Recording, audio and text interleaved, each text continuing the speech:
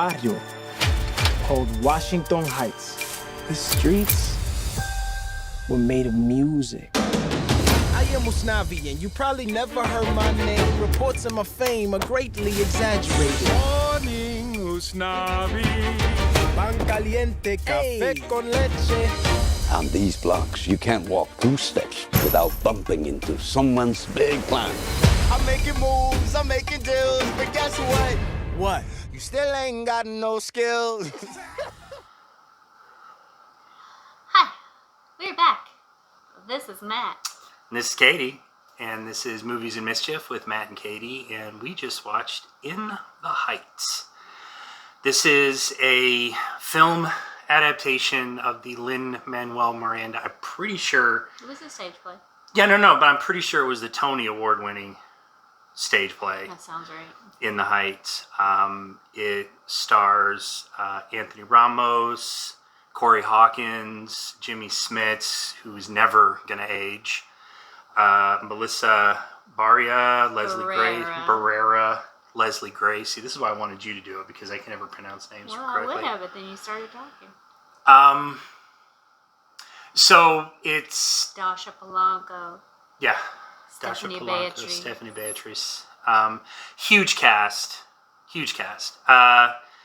The film follows Usnavi, who's the main character, and he has been running a corner bodega in Washington Heights, I believe... In New York. In New York, but I don't know if there's the Queens, there's the Bronx, I don't know which part of New York they're in. I think they're in Queens. Because there's a point where Stephanie Beatrice says that she just tells everybody she's from Queens. So yeah, he runs a bodega in the city, and he has an opportunity to go back to the Dominican Republic and open up a bar that his dad used to run. And that's about all I'm really going to say about it. Yeah, There's it's just a lot about it. It's the whole thing is about everybody's dreams. You see all the dreams of all the people that are there, the people closest to him, and how those dreams have either been thwarted or fulfilled or some path. So what are your thoughts? What do you think? I loved it. I just loved it. It was fun, funny, touching, genuinely moving. Anthony Ramos is delightful. Mm-hmm. He is a delightful kid. He just hit all of those notes, every level of everything. There was a lot of great dance numbers, and I appreciated all the way through that everybody was represented in those dance numbers. Young, old, thin, dancer bodies, what you would not normally think of as dancer bodies, everybody was there and everybody was in it. But there was also these lovely, quieter, there is a gorgeous number with Corey Hawkins. Benny and Nina have this just beautifully filmed, very quiet number that was breathtaking to me. Yeah. There was a lot of heart in this. I'm probably one of the only 6 people in the English-speaking world that do not care about Hamilton. I just don't. I spend so much time struggling because it's so fast. And there's times that, I know there's slower songs in there too, but it's so fast. And sometimes that there's more than one there's overlapping songs happening. And I struggle so hard to hear what they're saying that I lose. It tires me out. There's a lot of really fast music in here, but I never really lost any of what they were saying in this one, which was a difference to me, and it makes a big difference to me that you could actually hear what everybody. There was really only one song where there was more than one thing happening at once, that you lost a little bit of it. But anyway, what did you think? I liked it. I had some issues with it. I agree with you. The choreography was fascinating. I absolutely loved some of the visuals that were going on. The dance you were talking about, that whole lead up into I'm assuming the title of the song is 96,000, where they're all singing at the pool. That lead up with those guys walking down the streets and the things they were doing with their hands was really cool. The acting was on point throughout the entire thing. For me, it started off strong, but I felt like it ended. Weak's not the word I'm looking for, but Neat. First of all, I have to admit I'm not a huge musical fan. I'm very picky about them. I'm not a big Broadway guy. I appreciate Broadway, and I dig a good Broadway show, but this is not my typical cup of tea. So for me, when there was no singing and dancing going on, the movie just stopped.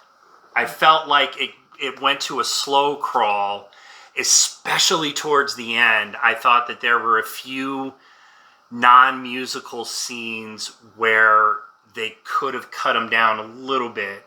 This is a long movie, and I felt how long it was. I found myself asking, oh my God, just get on the plane. Just go. I never had that. That's really weird. My only issues really were not in those moments. Mine were, because there are very few that isn't singing. It's not an operetta as far as like Les Mis, where everything is sung. Yeah, it's not like that. But it's darn close. Yeah. And my only issue really was the moments where there were things that they were singing that I just felt like, really? We couldn't... literally they're singing, yeah, open that up, kind of thing. It was like, really? We're going to sing about opening the champagne bottle and okay. That didn't bug me. Those always bug me though, when it's like, okay.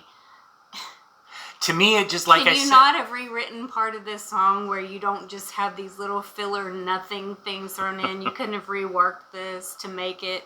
Yeah. To me, it was just when there wasn't any music going on, I felt like it slowed down. And it was more towards the end. Yeah, the ending felt very kind of... there's one thing that's really sort of open-ended, and you don't really know how it went. But it felt very wrapped up and tidy. And I don't think that the whole rest of the show was about that. The whole rest of the show was about flux, not... that neat little bow that they put on things. But I would absolutely watch this again and again.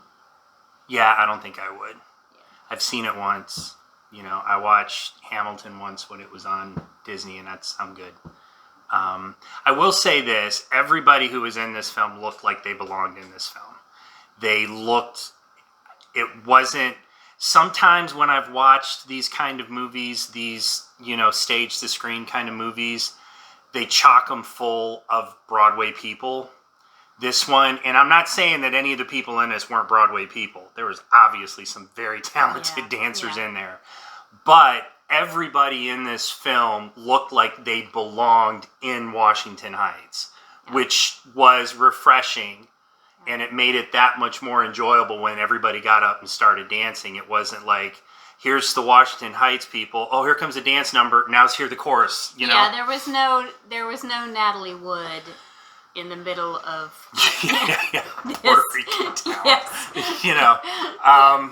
And and the other thing I appreciated was everybody looked hot. You know how you always say whenever we watch a movie that takes middle place... of the summer, and there's a blackout during part of it. It's 106 degrees, and everybody looked like it was 106 They actually had sweat in the pits and sweat pouring down and I started sweating. I was sitting there sweating.